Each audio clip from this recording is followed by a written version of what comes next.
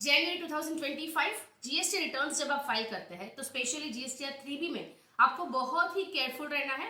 और क्यों, वो सब हम इस बार समझेंगे, क्योंकि बहुत ही इंपॉर्टेंट चेंज इस बार से जीएसटीआर 3B में एप्लीकेबल होने वाला है। ठीक है, तो before filing the GST returns, चाहे वो जीएसटीआर 1 हो, आपने अभी तक अगर फाइल नहीं किया है तो पहले ये वीडियो जरूर देख लीजिए एंड तक, क्योंकि उसके बाद आप शायद रिग्रेट कर सकते हैं।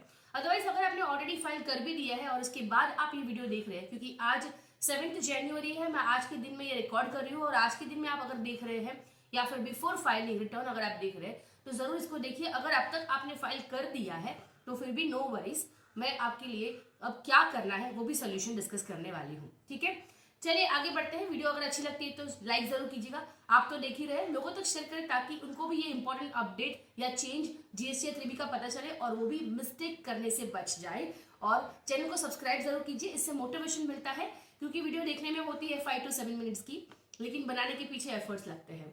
तो आपका एक सब्सक्रिप्शन हमें मोटिवेट करता है ऐसे ही हेल्पफुल वीडियोस आपके लिए बनाने के लिए। साथ में textdecore.com मेरी जो वेबसाइट है उस पर आपको कुछ कोर्सेज मिल जाएंगे। यहाँ पे अगर आप कोर्सेज पे क्लिक करेंगे, ये सारे कोर्सेज है बहुत ही अफोर्डेबल प्राइस पे, जहाँ पे इसको समझ के या इसको सीख के आप अपनी प्रैक्टिस ग्रो कर सकते हैं या फिर जॉब में हाई पोजीशन पा सकते हैं। बहुत ही अफोर्डेबल प्राइस में आप देख सकते हैं इसके प्राइसेस भी यहाँ पे, और कुछ कोर्सेज आपके लिए फ्री भी है। व्यू डिटेल्स पे आप क्लिक करेंगे, उसको सारी डिटेल्स आपको मिल जाएगी और वो चेक करके अगर आपके लिए रेलिवेंट लगता है तो आप उसको एनरोल कर सकते हैं और सारी चीजें सीख सकते हैं।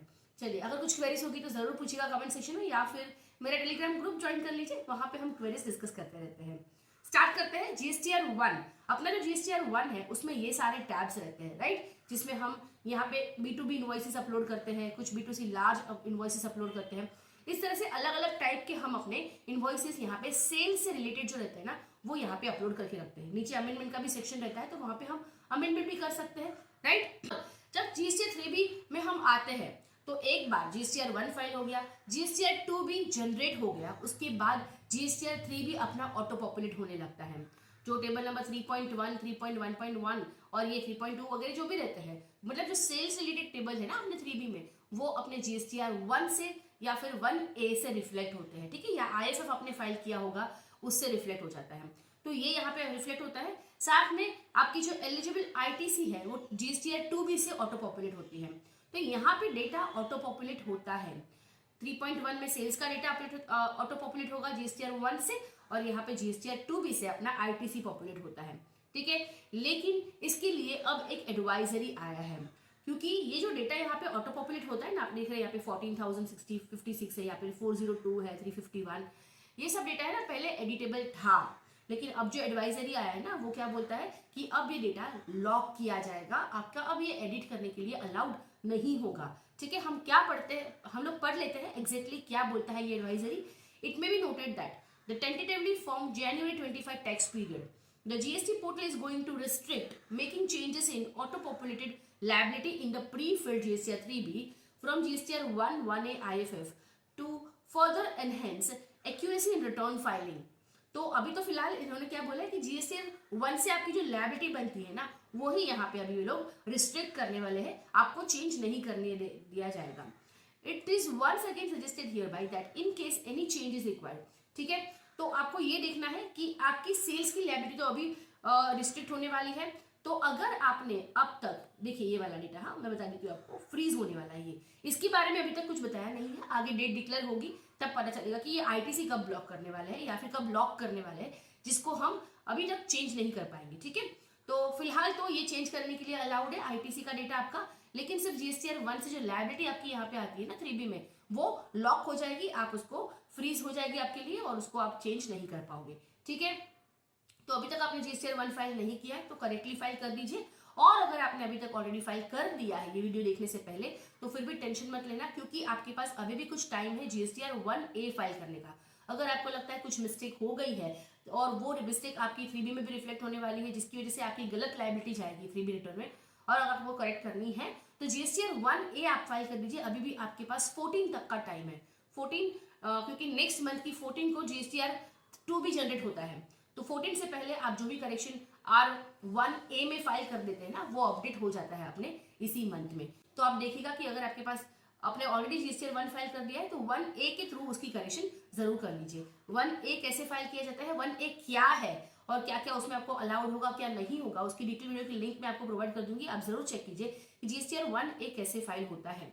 ठीक है, आगे एडवाइजरी पढ़ लेते हैं, क्या लिखा है। In order to assist taxpayers in filing the returns and minimising human errors, GSTN has system अपना है, वही बता रहा है कि जीएसटीआर 1 से 1A से या आईएफएफ से आपकी लायबिलिटी जनरेट हो जाती है, 3B में ऑटो पॉपुलेट होती है, और 2B से आपका आईटीसी ऑटो पॉपुलेट होता है। तो अभी तक तो आपको सारी चीजें एडिट करने के लिए अलाउड थी, लेकिन अब से आपकी जो 3B में लायबिलिटी होती है जीएसटीआर 1, आईएफएफ या फिर 1A के थ्रू जितनी लायबिलिटी आपकी दिख रही है वो आपको करेक्ट करने का अपॉर्चुनिटी नहीं मिलेगा। लेकिन आपको अगर कुछ मिस्टेक हो गई है 1 में या आईएफएफ में और करेक्ट करनी है तो आपके पास 1A का ऑप्शन है। तो ये सारी चीजें हैं, और यहाँ पे additionally to manage inward supplies and ensure the accurate ITC claims in GSTR 3B, taxpayers have the option to take informed actions of accept reject pending on inward supplies via the invoice management system, right, and this which is now available to the taxpayers। तो IMS जो अभी तक mandatory नहीं किया है, optional है आपके लिए, लेकिन फिर भी आप उसमें ऑप्शंस आपके जो भी इनवॉइसेस दिख रहे हैं उसको एक्शन ले सकते हैं, like accept reject and pending, और अकॉर्डिंगली आपका 2B जनरेट कर सकते हैं। 2B से आपका आईटीसी आएगा आपके 3B में। ठीक है, तो 3B में जो भी आईटीसी आना है वो आपके अकॉर्डिंग ही आना है, उसके लिए आपको आईएमएस में एक्शन लेना होगा। ठीक है, लेकिन अभी तक वो ऑप्शनल है तो आप देख सकते हैं, लेकिन फिलहाल मैंने देखा हुआ है कि बहुत से लोगों के 2B जनरेट हो ही नहीं रहे, तो उनको आईएमएस में जाके एक्शन लेना ही पड़ रहा है। चाहे वो कोई भी एक इनवॉइस के लिए पर्टिकुलर एक्शन ले तो भी चलेगा, लेकिन एक्शन लेंगे उसके बाद ही आपके इनवॉइसेस 2B में आपको शो होते हैं। तो ये भी प्रैक्टिकली किया हुआ है केस, और होता है ऐसे बहुत से लोगों के 2B अभी भी जनरेट नहीं हो रहे हैं। तो जरूरी नहीं कि हर एक इनवॉइस के लिए आप एक्शन लो, किसी भी एक इनवॉइस के लिए आप एक्शन ले लो, एक्सेप्ट का या जो भी हो, और फिर उसके अकॉर्डिंग आपका 2B जनरेट हो। कि आईएमएस में आप जिस इनवॉइसेस के लिए एक्शन नहीं लेते हैं ना, वो इनवॉइसेस बाय डिफॉल्ट 2B में आ जाते हैं। ठीक है, तो बिल्कुल एक्शन नहीं लिए ऐसे इनवॉइस आपके 2B में आपको शो करने लगेंगे, तो एटलीस्ट एक इनवॉइस के लिए आप एक्शन जरूर लीजिएगा। ठीक है, however locking of auto populated ITC in 3B after the rollout of IMS will be implemented from a later date। जो मैंने आपको पहले बताया कि IMS तो आपका ऑलरेडी इंप्लीमेंट हो रहा है, लेकिन अभी तक ये ऑप्शनल है, तो शायद इसको जब मैंडेटरी कर देंगे तभी यहाँ पे ये लॉकिंग कर लेंगे 3B में। आईटीसी का जो टेबल है ना, टेबल नंबर 4, उसको भी शायद लॉक कर देंगे। ठीक है, लेकिन उसमें भी कुछ चेंजेस, उसमें भी कुछ कंडीशंस हो सकती है, या फिर पार्शियल लॉकिंग हो सकता है, क्योंकि जहाँ पे हम लायबिलिटी दिखाते हैं वहाँ पे आरसीएम बेस पे भी हमें लायबिलिटी दिखानी होती है। फिर जब आईटीसी क्लेम करते हैं तो जो आरसीएम बेस पे हमने लायबिलिटी पे करी है उसका भी हमें आईटीसी क्लेम करना होता है। तो कभी क्या होता है कि जब अनरजिस्टर्ड पर्सन से हम कोई परचेस ऐसी करते हैं जिसपे आरसीएम बेस पे लायबिलिटी पे करनी है और आईटीसी क्लेम करना है, तो वो वहाँ पे ऑटो रिफ्लेक्ट नहीं होता है, क्योंकि अपना जो सप्लायर है वो अनरजिस्टर्ड है। तो ऐसे केस में हो सकता है कि हमें मैनुअल एंट्री डालनी पड़े, तो शायद ऐसे कुछ टैब्स होंगे जहाँ पे मैनुअल एंट्री डालने की जरूरत पड़ सकती है। वैसे टैब्स आपको लॉक नहीं किए जाएंगे, उसमें आपको एडिट करने का ऑप्शन मिलेगा, लेकिन ये हमारा अब तक का मानना है, हालांकि ऐसी कोई क्लैरिफिकेशन आई नहीं है अब तक, लेकिन we are sure for that, क्योंकि उसके लिए और कोई ऑप्शन नहीं है। जहाँ पे मैनुअल एंट्रीज डालनी है उसके लिए अभी तक और कोई सिस्टम से ऑप्शन नहीं आया है या सोल्यूशन नहीं आया है, तो डेफिनेटली वो आपको अलाउ करना पड़ेगा। उसके अलावा जो आईएमएस के थ्रू आपके प्रोसेस हो रहे हैं ना, वो डेटा आपके लॉक हो सकते हैं, या फिर 3B जीएसटीआर 1 आईएफएफ या 1A से जो प्रोसेस हो रहे हैं वो आपके लायबिलिटी हो सकते हैं लॉक्ड। ठीक है, ओके, सो अभी जनवरी 2025 का टैक्स पीरियड बताया है, मतलब हो सकता है कि जनवरी का रिटर्न जो आप फरवरी में फाइल करोगे तब से ये एप्लीकेबल हो। अगर आप दिसंबर का रिटर्न अभी फाइल करते हैं जनवरी में, तो उसमें ये एप्लीकेबल ना भी हो, आपको अभी भी वो डेटा एडिट करने का ऑप्शन मिल रहा हो सकता है। आप जरूर चेक कीजिए उसको कि ये जनवरी 25 टैक्स पीरियड लिखा है, मतलब हो सकता है कि वो नेक्स्ट मंथ से, मतलब जब फरवरी में आप जनवरी का रिटर्न फाइल करोगे तो जनवरी के रिटर्न्स के लिए एप्लीकेबल हो सकता है। ठीक है, इसके अलावा अगर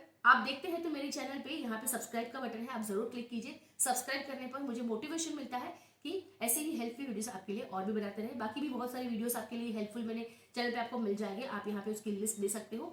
आपको जो लगता है रेलेवेंट उस पर आप क्लिक कीजिए और उसको देखना स्टार्ट कीजिए और नॉलेज गेन जरूर कीजिए। कुछ पॉपुलर वीडियोज भी है जिससे आप और भी कुछ नॉलेज ले सकते हैं, जैसे स्पेशली ये अकाउंट फाइनलाइजेशन पे मैंने बहुत ही डिटेल में वीडियोस बनाया है, प्लस साथ में आपको इसके कोर्सेज भी मिल जाएंगे मेरी वेबसाइट पे। आप जरूर वेबसाइट को चेक कीजिए और यहाँ पे कोर्सेज को गो थ्रू कर ले एक बार, बहुत ही अफोर्डेबल प्राइस में। आप देख सकते हैं यहाँ पे अभी जो डिस्काउंट चल रहा है 299, ये वेबिनार मैंने कंडक्ट किया था 29, मतलब बहुत ही अफोर्डेबल प्राइस में आपको सारे कोर्सेज मिल रहे हैं। प्लस आरसीएम पे भी बहुत ही डिटेल कोर्स आपको वेबसाइट पे मिल जाएगा, जरूर चेक कीजिएगा। Thank you so much.